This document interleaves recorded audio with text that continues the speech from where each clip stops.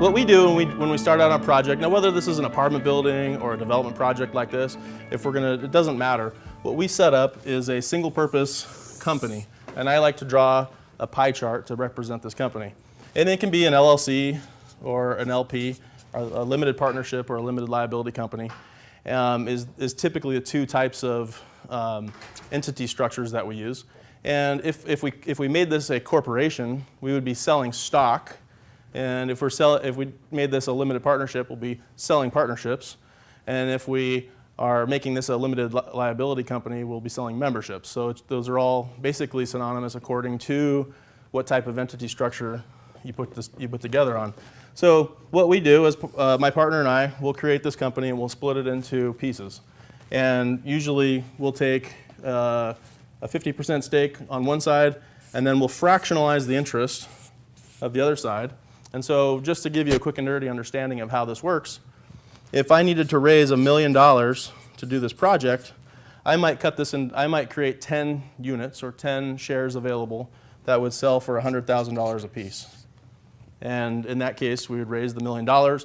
My partner and I find the deal. My partner and I take out the loan to finance the rest of the deal. We close the deal and we manage the asset going forward and make sure that we take our partners through the full execution of our business plan.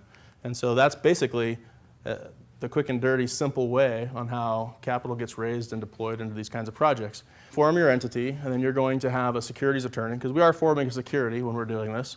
And frankly, a lot of people look at that and say, oh my gosh, this could be this insurmountable thing or something like that. But frankly, it costs a couple grand.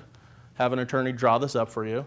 He'll write up all the paperwork. And frankly, what you need to do is disclose to your potential investors every possible thing that could go wrong that you can think of. Okay? And then, and so we'll set up the company. We'll draft a private placement memorandum, which is actually that book, we call it. It's usually 20 to 60 pages, depending on how complicated the deal is. We'll take that book and we'll distribute it to all of our potential investors so that they know that we've warned them about all the risks that could take place. But the reality is most of the people that invest with us are friends, family, or associates who already know what we do, know me personally, and we have a track record of demonstrating these kinds of projects being successful. I'm going to just use this as a apartment complex model, okay? Because that's probably the simplest way for me to describe this. So let's say we were going to go out and buy a $4 million asset. That was a nice apartment complex, had some cash flow. We liked it. It was in a good area. And we're going to buy it for $4 million. So just for rough numbers in this case, we can probably leverage this and get a $3 million loan, which, by the way, is so awesome about real estate, is you can get incredible financing on real estate deals, unlike most other investment products. And so we would need $1 million to put down on something like this, right? So we'll raise $1 million. My partner and I go out and get a $3 million loan on this. We close the escrow. Potentially, we usually look for deals that have some kind of value add opportunity where we can raise the rents, maybe $20 a year per unit or something like that. Maybe we can go in and fix something or change the name or the branding to make this value go up in value. And so what you're asking me is about returns.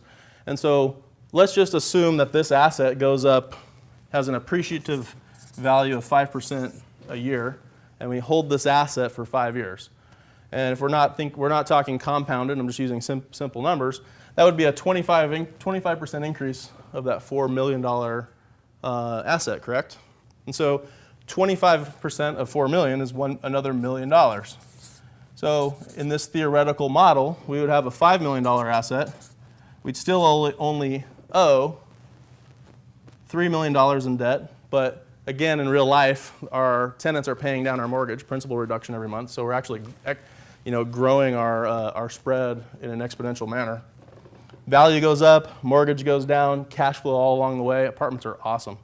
And so what we've done here is now we also owe our investors their principal back, which is $1 million, but we've created $1 million in equity there, right? So if we sold, theoretically in this model, we would have doubled our initial investment.